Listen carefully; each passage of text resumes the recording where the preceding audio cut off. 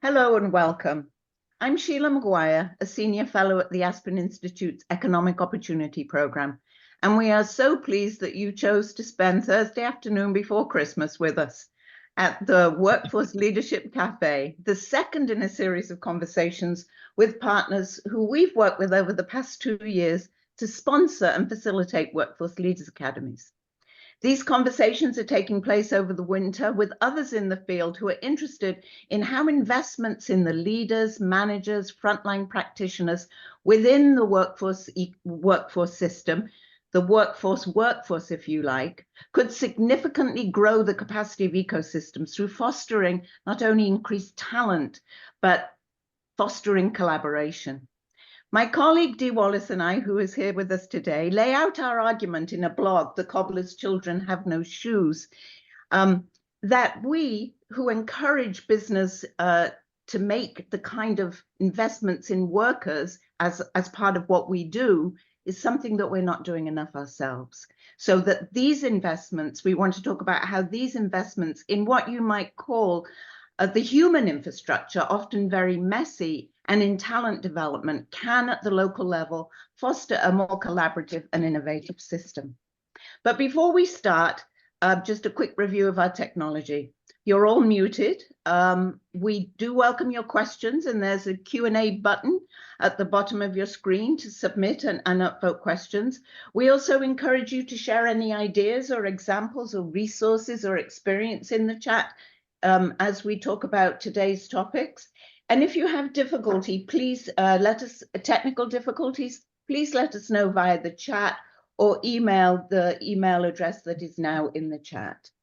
This event is being recorded and will be shared via email and posted on our website. Closed captions are available for this discussion. Just click the CC button to get them going. And then after we've heard from our speakers, we will invite you to join us in an open cafe, and we'll send you at that time a link to chat more informally if there's more things that you wish to discuss coming out of our discussions today. So with that said, grab your coffee and tea or beverage of choice, maybe some hot toddies around, a little eggnog, and let's get started. So the Workforce Leaders Academy have grown out of EOP's work over the last decade plus with both national and local academies. In short, it is a 10-month peer learning community of leaders from institutions across the local workforce ecosystem. It is, if you like, a microcosm or attempts to be a microcosm of the greater workforce system. Leaders and fellows in the academy have a chance to step back from the day-to-day and look together at the local ecosystem through a race equity and systems thinking lens and make recommendations for improvement. Our partners who have been operating the academies this year come from a variety of organizational types: community college, local funders, advocacy groups, and Chamber of Commerce. And we are particularly pleased today to have the Workforce Investment Board from Alamo. We were very encouraged in the process of selecting partners for this project, how many workforce boards stepped forward to say that's a role we think we can play.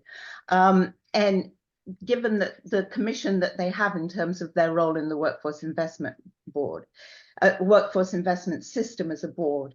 So we are very pleased to be joined by the partners from the Workforce Alamo system, the Workforce Solutions system, and I'm going to introduce them to you.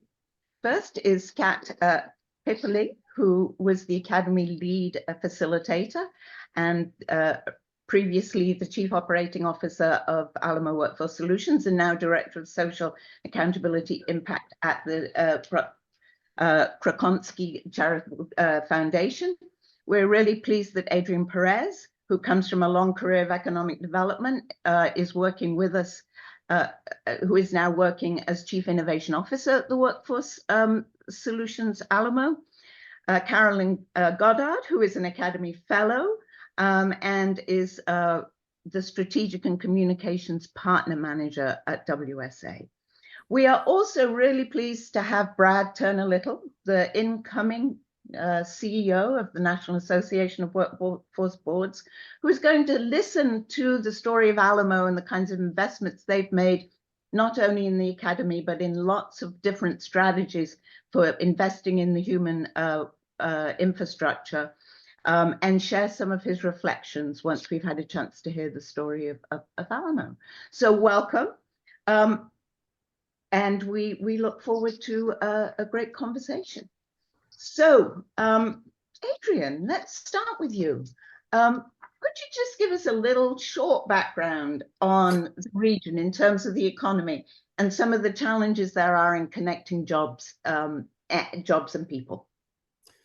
Thank you, Sheila. It's great to be here with you today. In light of us wanting to keep it succinct, I'll avoid all of the facts and figures that you can find out about the region by simply Googling or asking ChatGPT for that matter about our area. I'll instead tell a little bit about who we are as a region. And then I'll talk a little bit about why sort of the challenges that we see in front of us are really highlighted by the sheer enormity of the opportunity that's in front of us, right? So when you think about the city of San Antonio, you think about the 13 county region that we serve at workforce development. We really sit in southern Texas as part of the Texas Triangle, one of the most economically dynamic super regions in the country. What we've seen in our community is a community that is historically, socioeconomically divided. All right, we have a focus on socioeconomic mobility because of our history and who we are as a community. An economy once based on tourism, maybe military, has now since evolved into an area that's really focused on biosciences, healthcare, manufacturing, advanced manufacturing, cybersecurity. So all of these investments have sort of coalesced into this evolving economy down in this area. We're also seeing this partnership with the city of Austin. There's also this natural sort of confluence of development and interest along the 35 corridor as the bottom left corner of the Texas Triangle. So all of those things are sort of happening because we sit in this backdrop of socioeconomic mobility being so important.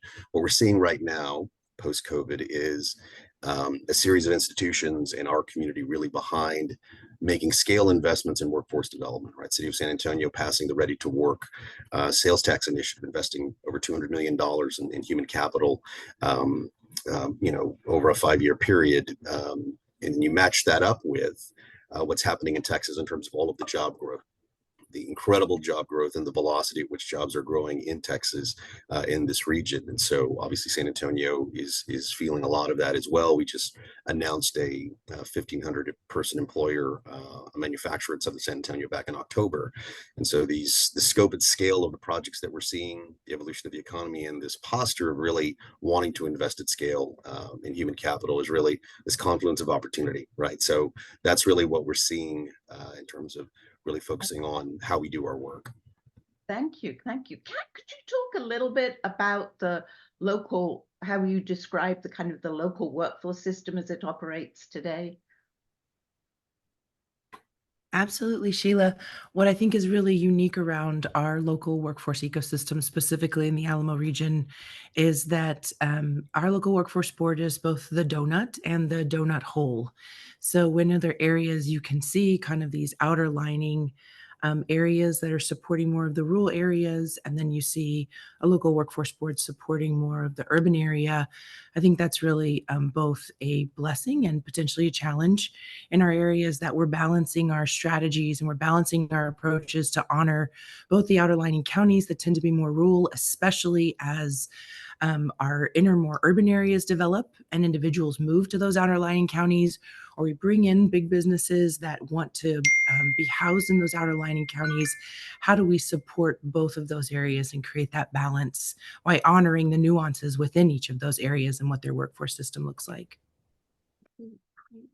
Thanks, Kat. One of the things that really drew us to the Alamo proposal was the fact that you have already been investing in sort of the human infrastructure. I'll call it that for the moment, the human infrastructure, the workforce. And Carolyn, I wondered if you could talk to us a little bit about your work with strategic community partnerships and your ambassador program.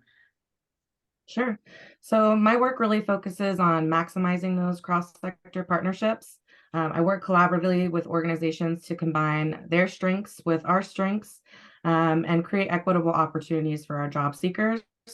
I secured additional non-federal funds to develop the Workforce Academy program to really create this curriculum that's designed to help organizations better understand our vision, our programs, career and employment services, and how our organization really contributes to the workforce ecosystem. So once individuals participate in 3 sessions, we do a Workforce 101, which is like a high level. We do workforce programs and then workforce business services. They get a toolkit, $25 gift card, a tote bag with all of our marketing materials, and then the knowledge to carry out our mission. Those ambassadors play a vital role in connecting people to our mission, and also people to services. So that academy really drives those conversations and educates those individuals about our services, expands our brand awareness and our outreach. And then I use that kind of model to say this is our grassroots approach to drive those conversations. And then the Aspen Workforce Leadership Academy was really those grass tops to the existing model so that we could talk about systems development. Right. So I think you said you have 500 of these ambassadors Yes. across the system who have had a chance to get deeply embedded in the way the system works and sort of drive out that knowledge, as well as the work that you've done with us. So what are the, let's talk with the 3 of you a little bit and about why you think these kinds of investments are important. And Adrian, do we want to start with you? You're on mute. I knew I was going to do that at least once.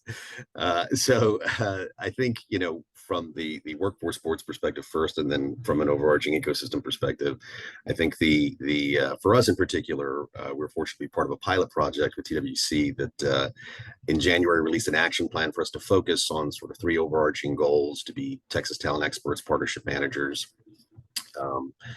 among other things. And we are really committed to seeing through that mission. And so these kinds of investments are extremely important because I think it really provides a way for us to have a broader perspective and deepen how we serve by creating a space where we can have multiple perspectives come into play in a very structured way. So I would offer that as why these types of investments are so important. Yes. I'll add to that. I think the system we work in with Texas Workforce Commission and the Department of Labor is very structured. We administer those programs. That can be very confusing to a lot of individuals, but we want to consciously focus on securing additional funds as well on different grant opportunities like this that let us have those discretionary funds so we can be a little bit more innovative. The approach that Aspen, the Leadership Academy, provided to us was an incredible framework to give individuals a common landscape. We talked a lot about race equity too. And we also talked about being data-driven and making sure that we have that equity lens so that we can gather perspectives from the entire ecosystem. The fellows that came to the table brought all different perspectives. And it was really unique to us because, as Adrian mentioned, we are one of the most segregated major metro cities in the United States too. Right. Pat. Yeah, just kind of lifting up what Caroline and Adrian mentioned and highlighting investing in creating this leadership group, I think created an approachableness to our local workforce system. So Caroline being a fellow within the Aspen Fellows, and then just this really wonderful relationship that was built between our local workforce board and these other leaders that we worked with on a daily basis. But how often do you carve out the time to sit down and think about what's happening and have these prompting questions like Aspen gave, with all of the information behind it and really the architecture and the framework to really move these conversations forward?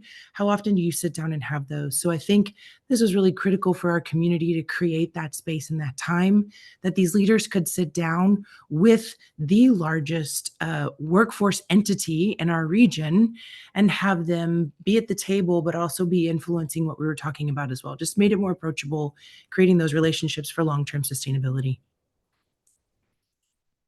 And what were some of the challenges in being the convener of this kind of community? where did you find yourself saying, saying this is tough, either given your role or given what was going on in the local community? Can one of you pick up on that question? I'm happy to add to that too, if that's okay to the team.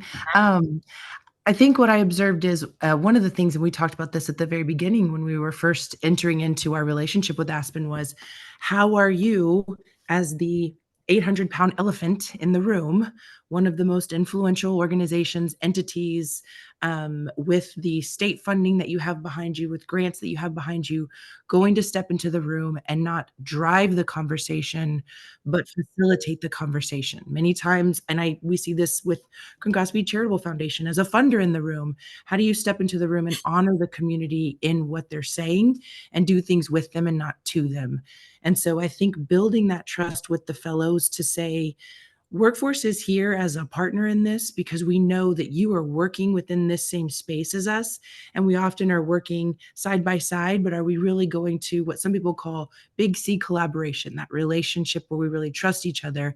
How do we get there? So I would say that was one of the biggest hills we had to climb, was building that trust that we were in the room to facilitate this moving forward and not just dictate what we thought it needed to look like. I'll add, Sheila, we brought in people more powerful than ourselves too. I think that was really important. And for me, being a staff member as well as a fellow, I kind of had to take my staff hat off and be open to criticism. I had to be vulnerable.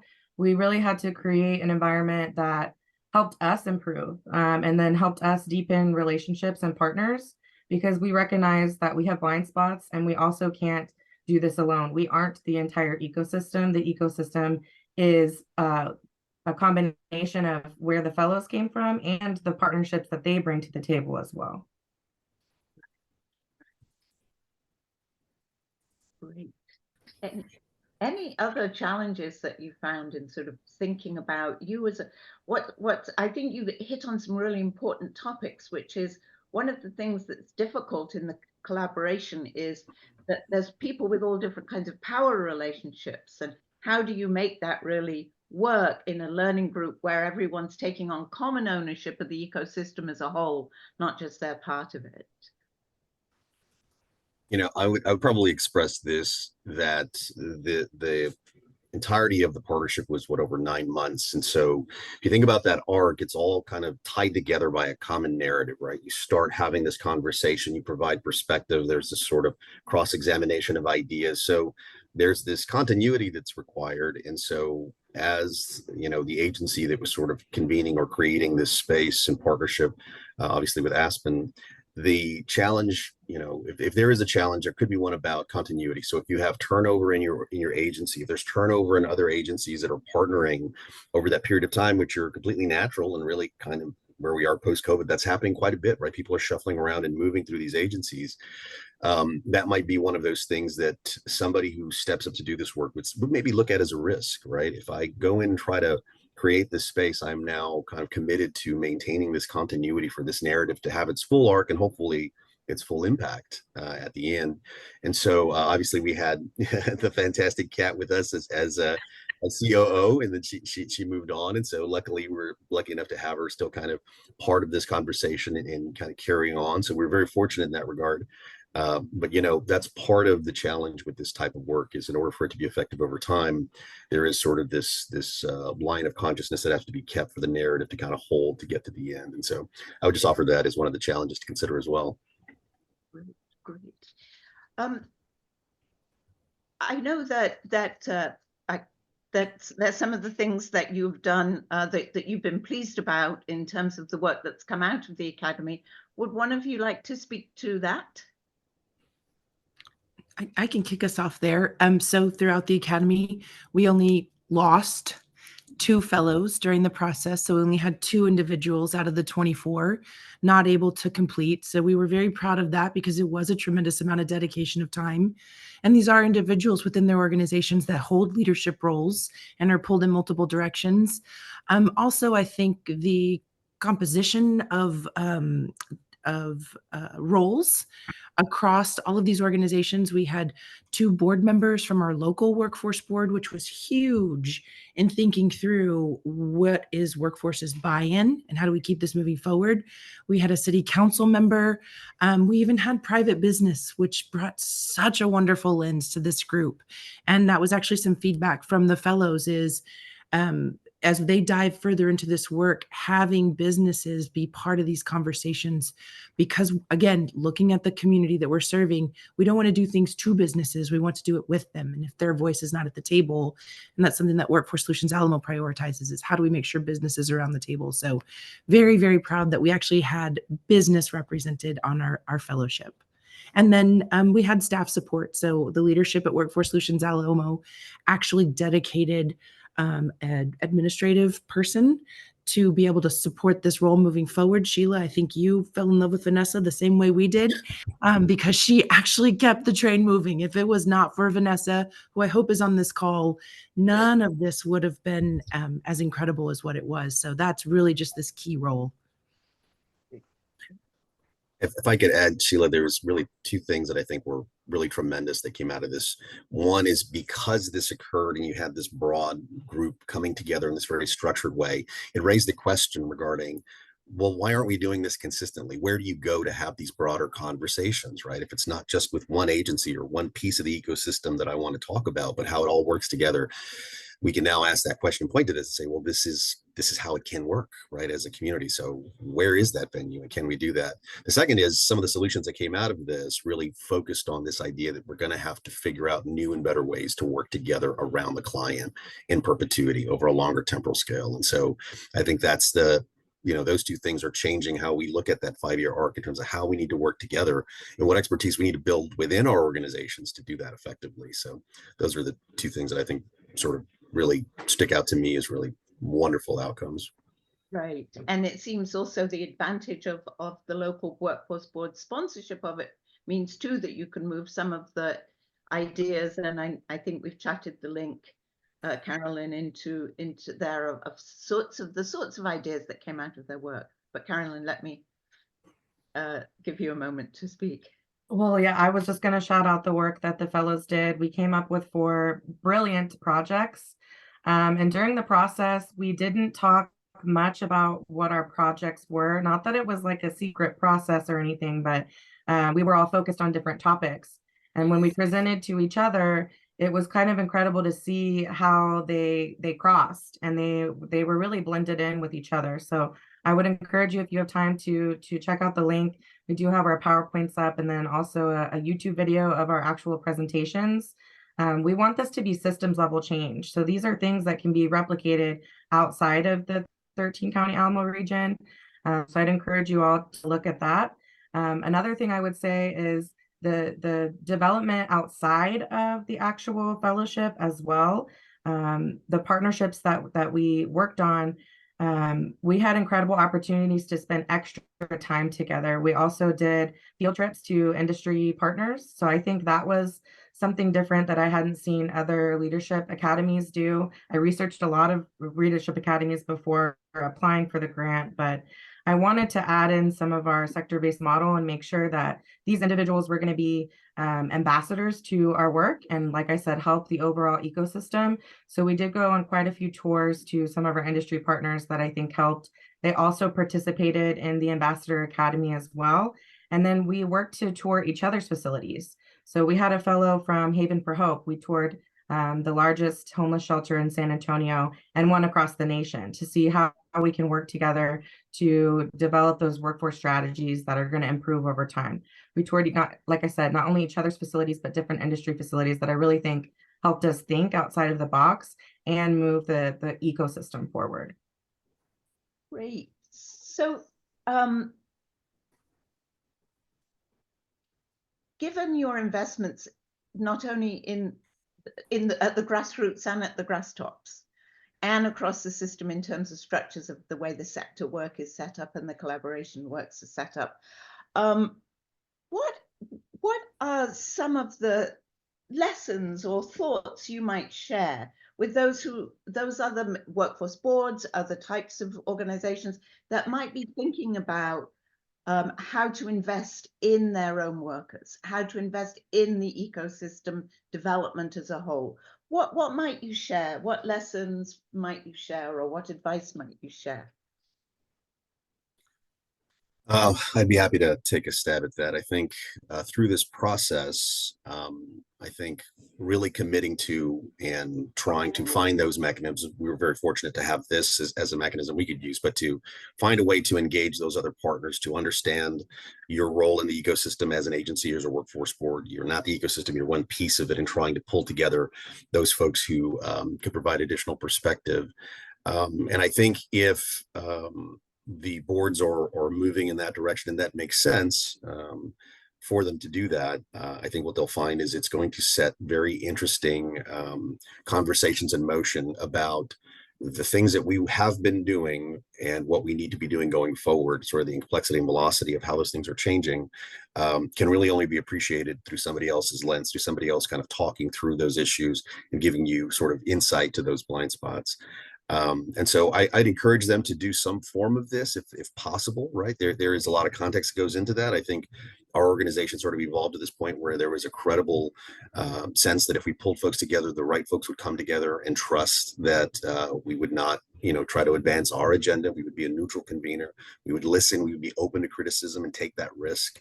But that only came from the period of time through COVID under our existing leadership. Mr. Adrian Lopez, our CEO, his leadership sort of doubled our budget from $100 million to $200 million, put us in a place where we're the prime contractor for the Ready to Work effort, and really put us in a position where we were partnering through a lot of the work Caroline did with nonprofits who were really deep in serving specific populations. So there was a level of credibility there to say, you're doing the work in a way that makes sense. If you can pull it together, folks will get involved and give you that perspective that you need as a workforce investment board to continue to evolve over the next 5 years. We submit 4-year plans to the state of Texas called local plans, right? So there is sort of that arc, that horizon that you have to be thinking about consistently. And so I would encourage workforce boards to make some sort of investment in something like that as it makes sense for them in terms of where they are. Anyone else from the Alamo team on that? I can add. I think I mentioned earlier that most of our funds are from Department of Labor or the Texas Workforce Commission. So I would highly encourage other boards, if they are considering an investment like this, to think outside the box a little bit. We did have to apply for some additional funds to support this initiative. So just thinking about that. And I know we mentioned Vanessa, shout out to Vanessa. So think about the staff capacity as you facilitate, but also the administrative tasks and the time it takes to put on this sort of work, just to think about that as well. Just a last, I think we have a couple of minutes for the last question here about what are some of the changes that in the way we in the workforce field sort of fund and support workforce organizations do you think would help facilitate more investments in the human capital, in the human infrastructure, in the human connectivity of local systems? What are some of those things that come to mind?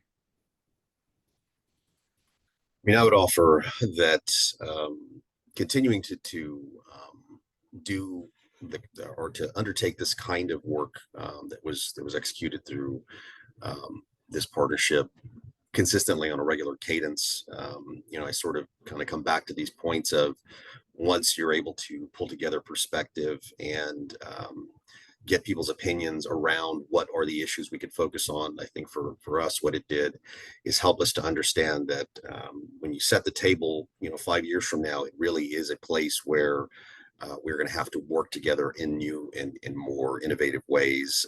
And so it makes us think about our internal talent development strategy. Are our people currently working with us trained or looking that direction? Are we providing them the perspective and then the skill development opportunities to answer that call as it continues to evolve over time?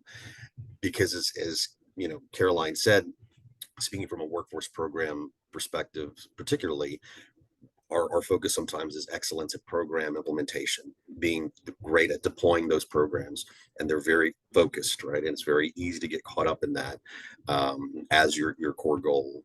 And so I would think that that's how this is changing how we look at how we invest in our talent, right? Are we investing in our people to solve the problems that we're going to have to solve over time and be at that place in 5 years that we need to be to serve this, increasingly complex workforce system?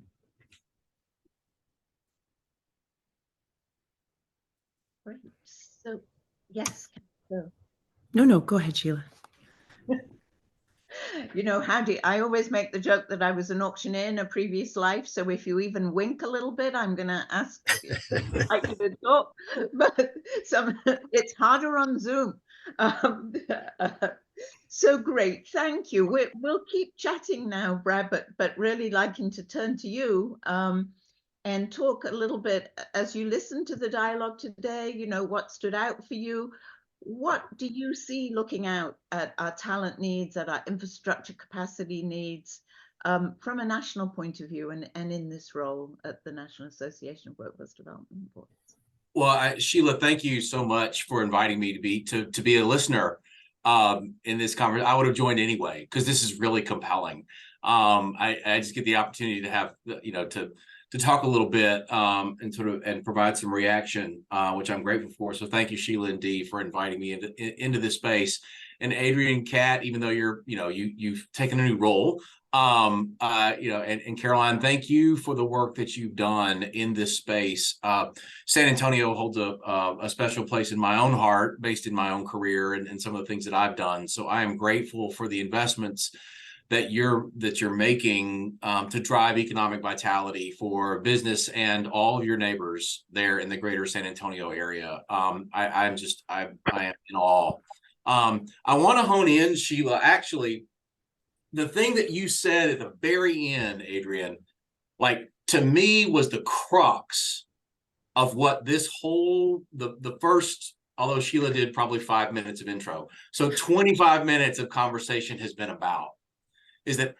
Was the question, the challenge, and the opportunity we have within workforce boards, within the ecosystem, to, I don't want to say shift, but sort of build on and evolve our approach to building our teams in a way that it's not just, it is inclusive of delivering high quality service, but it's building the capability and the competency set to be problem solvers when we don't know what the problems are yet.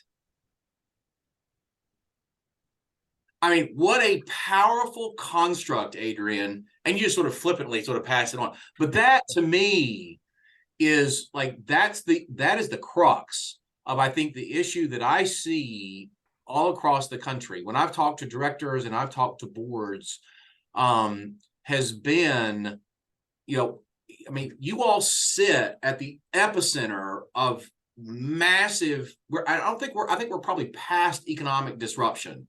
We are deeply in economic transformation, and we don't know what it's going to look like in 5 years. We just don't. And our jobs are to help our neighbors and help businesses come together to be, to create a competitive business model. It's just, what a challenge we have in front of us, right? And so I think about that particular frame that you just gave us is such an important question. And I see, like I said, when I've talked with directors and I've talked with boards, one of the things we struggle with, and I appreciate all three of you have talked about, it's really important to talk about our blind spots. And it's really important to talk about our vulnerabilities, because that's how we are able to build paths forward, right? The system, if you would, writ large, doesn't have a bench. We just don't. And I think some of that is driven by the fact that, we've got, you guys have, 17 performance measures you got to meet and all that stuff, Caroline, that you talked about, that you got to comply with this reg and do this and do that and whatever, right? And so to think about things like succession planning and being too deep in every position and being ready to sort of, when Kat takes a new opportunity, what do we do? Right? Like it's just, and you guys may have had one, but more often than not, boards have not been afforded the luxury of being able to think in those ways. But this conversation today is a great example of a different way of coming at that, right? Because you've also, those 500 ambassadors, Caroline, that you've unleashed across the Riverwalk, Yeah. they're also talent magnets for you. They're different ways of creating access to competency and capability that you didn't have before, right? And so to me, that's really exciting to see how that will change the way you do business, because you've got all these new inputs and all these new perspectives now circling around the core of what you do. And it's a different view on how to think about succession planning and building a bench.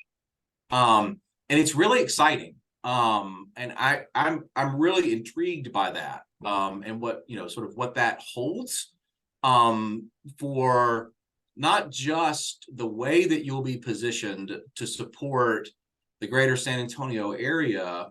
And I think you said 13 sort of surrounding communities or counties in 5 years, but what you're going to look like, because I'm betting it's going to look really different. And to me, that's exciting. And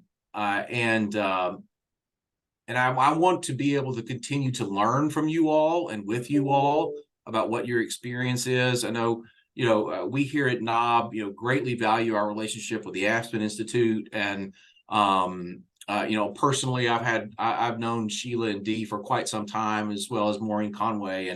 And the work that you all do is really important to bring people together around these issues and to come at a challenge within the system from a very different perspective and create a different path that can open up new possibilities to address really, really important things.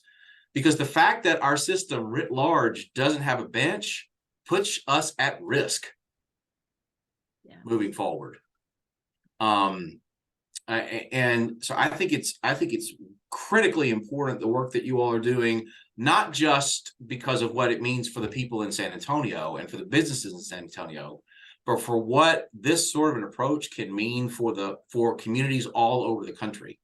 Because I think it's a way for you, interestingly, and I'll sort of pause here in a moment, Sheila, and turn it back to you. But it's a way for you to identify those bright and shining stars within your system and put them on a path to really drive change and transformation in a really different sort of way. And they don't even have to work for you, which is the beautiful play here. Right. Which I think is really, really powerful.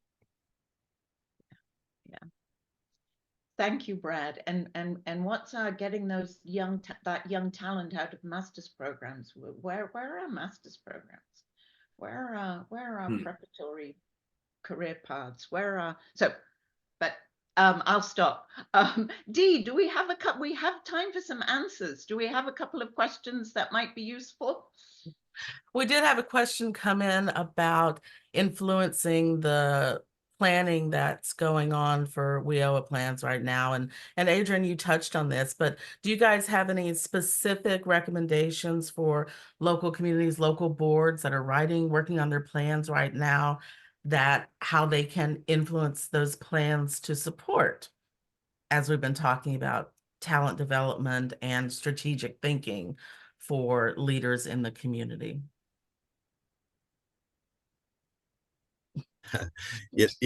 I would say with the local plan, if that's what we're referring to in relation to WIOA or other types of regulatory, guardrails we have to live within.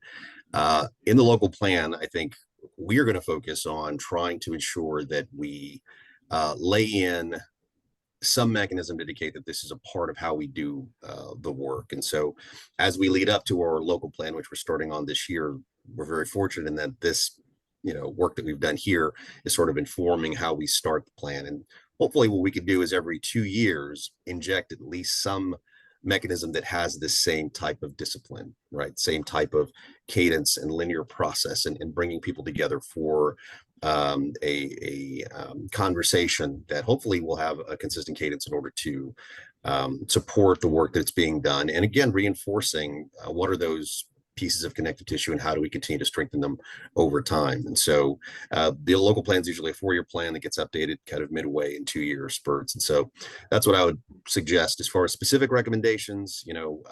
It's really interesting in that every community is sort of has its own DNA, right? Every community has its own sort of story where how things actually happen in a community. And so I'd stop short of saying, these are the 4 things you definitely have to have in there, other than create yourself a venue where the free exchange of ideas can happen to set the table for your community over that arc, understanding the landscape and how you all kind of play a role. So that's what I'd offer. Right. Thank you. We had another question just come in saying that thanking you guys for the sharing your transformative story. And a question that they had is, how do we stay inclusive going forward? How do you pay attention to being an inclusive community? So I would offer one thing around that. So as part of our response to this ready to work opportunity. So as I mentioned, the city of San Antonio passed a sales tax initiative funding workforce development over a number of years for $200 million. When WSA looked at that opportunity, it thought about, we can go at it ourselves, or we can put together a consortium of nonprofit partners who have expertise in working with verticals, if you want to call it that, of our population in specialized ways that we simply don't as an agency, right? Whether it be the justice involved, whether it be women's issues and socioeconomic mobility, whether it be other types of entities, that idea of putting together a consortium and really digging into and partnering with in really dynamic ways, meaning increasing their capacity, right? Mm-hmm. Telling them, hey, let us do the accounting, let us do the administrative, but you do what you do, and you work with the people you work with and feed them to us in a way that all of us are better. I think there's a way of speaking to it, setting that goal, setting that vision, and sort of saying this is who we are, but really trying to build those partnerships and understanding what that entails. And sometimes it entails trust. Sometimes it entails being open and honest in ways that maybe aren't pleasant in order to get the job done. But that's a very practical, I think, way of saying, well, how do we stay inclusive? Is partner with those folks who are doing the work on the front lines in a way that makes sense. Yeah, and I not to influence or what Adrian just articulated, but I thought, Caroline, one of the things that you said earlier really connects to what Adrian said, was that from an academy perspective, you guys engaged people who, it was interesting, I wrote it down, that you engaged people who were more powerful than you, which was interesting, right? And you engaged, it was people, dadgummit, where did I write it down? That one really struck with me, but I wrote down the 2 things that you said. But in that, there was intentionality in recognizing that you needed more than what you had, which is kind of where you're headed in that, Adrian, right? There were levers that you knew you needed to pull in order to move the needle, to move the ball down the field. And you didn't have access to those levers.